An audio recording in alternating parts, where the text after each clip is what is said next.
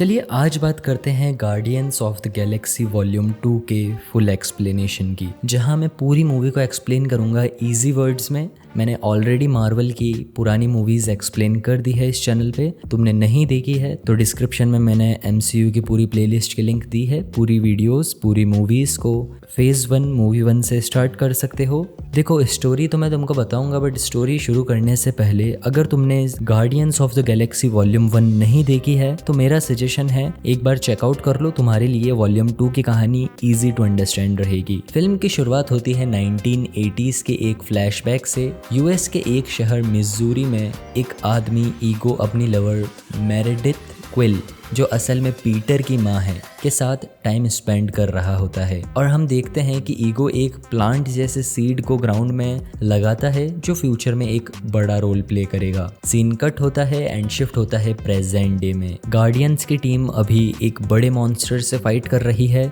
लेकिन एक्शन के बीच हमारा छोटा ग्रूट अपने ही वर्ल्ड में डांस कर रहा होता है मिस्टर ब्लू स्काई गाने पर। एक तरफ जबरदस्त फाइट, दूसरी तरफ ग्रूट का डांस। मार्वल का यह इंट्रो एकदम आइकॉनिक बन जाता है। गार्डियंस मॉन्स्टर को मार देते हैं और सोवेरियन नाम के प्लेनेट के लोगों को बचा लेते हैं। रिवॉर्ड के बदले में उन्हें नेबुला दी जाती है, जो है थैनोस की दूसरी बेटी, और उसे वो एज अ प्रिजनर ले जाते हैं। फाइट के बाद जब सभी गार्डियंस रिलैक्स कर रहे होते हैं, रॉकेट सीक्रेटली सोवेरियन का एनुलेक्स बैटरीज चुरा लेता है। ये छोटी सी हरकत गार्डियंस को एक बड़ी मुश्किल में डाल देती है, क्योंकि सोवेरियंस के लोग उनके पीछे पड़ जाते हैं। एक ज़बरदस्त स्पेस चेस सीक्वेंस शुरू होती है। गार्डियंस बड़ी मुश्किल से वहाँ से निकल पाते हैं और उसी बीच उनकी शिप भी क्रैश हो जाती है और वो एक अनजान प्लेनेट पर लैंड करते हैं। क्रैश के बाद सभी टेंशन में होते हैं कि अब कैसे बचा जाए।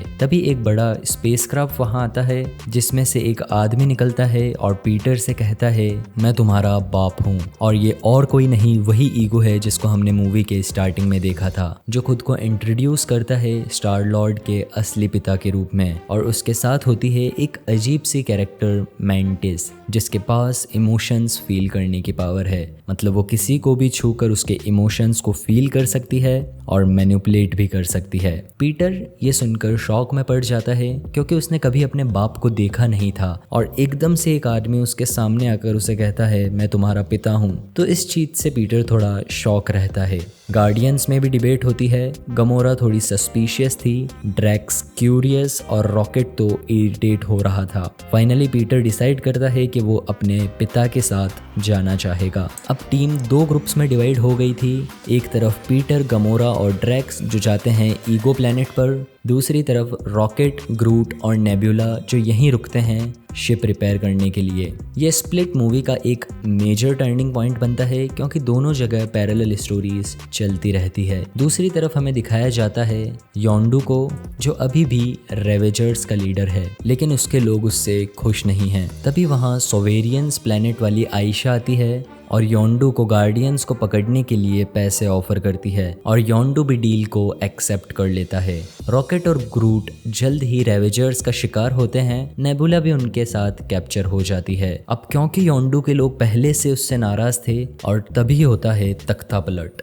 योंडू जो रेवेजर्स का लीडर था, उसी के लोग उसे बंदी बना लेते हैं और उसके अगेंस्ट खड़े हो जाते हैं। दूसरी तरफ ईगो के प्लेनेट पर दिखाया जाता है एक खूबसूरत सी जगह, जिसमें सब कुछ ईगो के कंट्रोल में होता है, क्योंकि वो खुद एक सेलेस्टियल है। ईगो अपने पावर्स पीटर को दिखाता है और कहता है कि तुम भी मेरे जैसे हो, तुम्हारे अंदर भी सेलेस्टियल ब्लड है। गमोरा अभी भी ईगो पर ट्रस्ट नहीं करती। एक दिन जब वो एक्सप्लोर करती है उसी प्लेनेट को, तो उसे अंडरग्राउंड में कुछ अजीब स्केलेटन्स देखने मिलते हैं, जैसे ईगो ने अपने प्लेनेट पर पहले ही बहुत लोगों को मार के दबाया हुआ है। दूसरी तरफ रेवेजर्स के गद्दार रॉकेट और योंडू को एक सेल में बंद कर देते हैं। यहीं पर हमें एक इमोशनल सीन दिखाया जाता है, जहां योंडू रॉकेट को समझाता है कि तुम दोनों एक दूसरे को भगाने की कोशिश करते हो, लेकिन असल में तुम्हें फैमिली की ज़रूरत है। ये मोमेंट रॉकेट के कैरेक्टर को और डेप्थ देता है। ग्रूट उनकी मदद करता है और एक फनी सीक्वेंस के साथ योंडू का फिन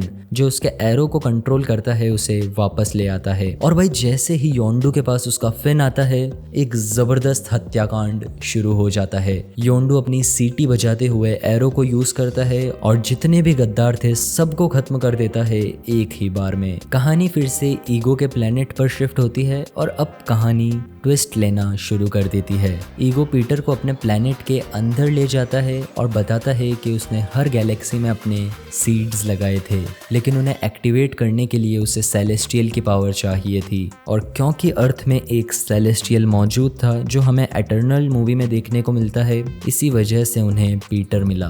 पीटर इनिशियली एक्साइटेड हो जाता है अपनी गॉड जैसी पावर्स को देखकर, लेकिन सब कुछ बदल जाता है जब ईगो कैजुअली कन्फेस करता है कि उसी ने पीटर की माँ को ब्रेन कैंसर दिया था, क्योंकि अगर वो जिंदा रहती तो ईगो अपने मिशन पर फोकस नहीं कर पाता। ये सुनकर पीटर एकदम टूट जाता है और उसी वक्त अपने बाप पर अटैक कर देता है।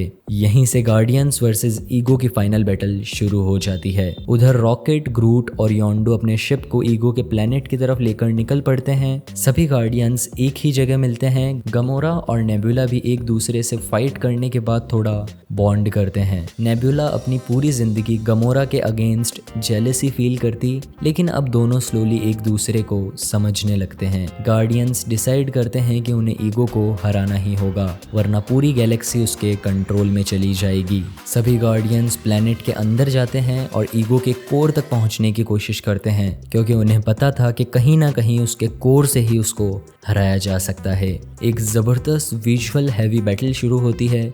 ईगो अपना मैसिव सेलेस्टियल फॉर्म ले लेता है और पीटर को मैनिपुलेट करने की कोशिश करता है कि तुम और मैं मिलके सब कुछ कंट्रोल कर सकते हैं, तुम क्यों नहीं समझ रहे। लेकिन गार्डियंस एक टीम की तरह फाइट करते हैं। मैंटिस अपने पावर्स का यूज करके ईगो को टेम्पररी सुला देती है। गमोरा और नेबुला एस्केप रूट बनाते हैं और रॉकेट ने जो एनुलेक्स बैटरी चुराई थी उससे वो एक ऐसा बॉम्ब बनाता है जो ईगो के कोर को ब्लास्ट कर देगा। रॉकेट बेबी ग्रूट को समझाता है बॉम्ब लेके जाना है ईगो के दिल तक, और बेबी ग्रूट बॉम्ब को ले जाता है ईगो के दिमाग तक। फनी मोमेंट भी होता है जहां ग्रूट कंफ्यूज होता है कि कौन सा बटन दबाया जाए। रॉकेट बार बार समझाता है red button not the other one, red button not the other one. जैसे ही ईगो अपनी सारी पावर्स का यूज करके सबको मारने वाला था, पीटर अपने सेलेस्टियल्स पावर का यूज करके उसको रोकने की कोशिश करता है, लेकिन वो अकेला नहीं कर पाता। दूसरी तरफ बॉम्ब एक्टिवेट हो जाता है और ईगो के प्लैनेट को डिस्ट्रॉय कर देता है। सभी गार्डियंस अपने शिप में भाग जाते हैं, पर पीटर प्लैनेट के अंदर ही फंस जाता है और तभी एंट्री होती है योंडू की। वो अपने सूट से ऑक्सीजन मास्क को निकालता है और पीटर को दे देता है और खुद स्पेस में सेक्रीफाइस कर देता है। ये सीन मार्वल का सबसे इमोशनल मोमेंट होता है, जहां योंडू का last word he may have been your father boy but he was not your daddy, Peter के लिए ये सब कुछ कह देता है। प्लेनेट के डिस्ट्रक्शन के बाद गार्डियंस योंडू को रेवेजर्स फ्यूनरल देते हैं। आसमान में थाउजेंड्स ऑफ शिप आकर उसे सैल्यूट करते हैं। एक truly emotional send off Peter, rocket और सभी गार्डियंस के लिए एक फैमिली जैसा मोमेंट होता है। रॉकेट फाइनली रियलाइज करता है कि फैमिली बनाने के लिए तुम्हें परफेक्ट होने की जरूरत नहीं, तुम्हें सिर्फ लॉयल और लविंग होना पड़ता है। मूवी के एंड में हर कैरेक्टर अपना आर्क क्लोज करता है। नेबुला थोड़ी सॉफ्ट हो जाती है और डिसाइड करती है कि वो थैनोस को खत्म करेगी। पीटर की वॉल्यूम 1 टूटती है और वॉल्यूम 2 आती है। गार्डियंस एक और एडवेंचर के लिए तैयार हो जाते हैं और फिर आते हैं मल्टीपल पोस्ट क्रेडिट सीन्स। सबसे पहले सीन में क्रैगलिन, जो योंडू का वफादार था, अब योंडू के फिन को यूज करके एरो कंट्रोल करने की कोशिश करता है और थोड़ा बहुत डिजास्टर भी क्रिएट करता है। सोवेरियन वाली आयशा अपना एक सीक्रेट वेपन रिवील करती है, एक ककोन जिसमें कुछ तो बन रहा था, और वो उसे नाम देती है एडम, यानी एडम वॉरलॉक कटीज, जो फ्यूचर के एमसीयू में एक बड़ा रोल प्ले करेगा। और लास्ट में आता है स्टैनली का कैमियो, जहां वो वॉचर्स के साथ गपशप करते हुए दिखता है, एक हिलेरियस कैमियो।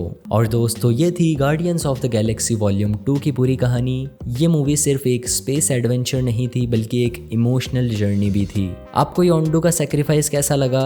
क्या वो एमसीयू का सबसे इमोशनल मोमेंट्स में से एक है? अपना जवाब कॉमेंट्स में ज़रूर बताना होना। अगर ये वीडियो तुम्हें पसंद आई है तो तुम्हें guardians of the Galaxy volume 1 का एक्सप्लेनेशन भी ज़रूर पसंद आएगा। लेफ्ट साइड क्लिक करके देख सकते हो। द एवेंजर्स मूवी का एक्सप्लेनेशन देखना चाहते हो तो राइट साइड क्लिक करना। मिलते हैं अगली वीडियो में, तब तक के लिए टेक केयर, कीप वॉचिंग।